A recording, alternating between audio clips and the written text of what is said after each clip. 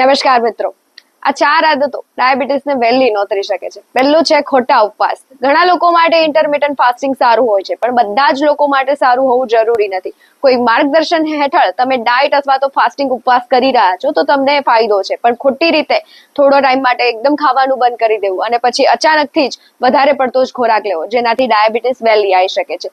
બીજી વસ્તુ કે મોડા ખાવાનું. ઘણા લોકો 10:30 અથવા તો 10-11 વાગે જે રાત્રિ ભોજન લેતા હોય એના પછી તરત સુઈ જતા હોય, જેનાથી ઇન્સ્યુલિન સેન્સિટિવિટી છે એ બહુ જ ઓછી થઈ જતી હોય. કોઈ એક્ટિવિટી નથી, મસલ્સને પણ ઇન્સ્યુલિનની કોઈ શુગર લેવલ મસલ્સમાં પણ ઘણું વધતું હોય છે.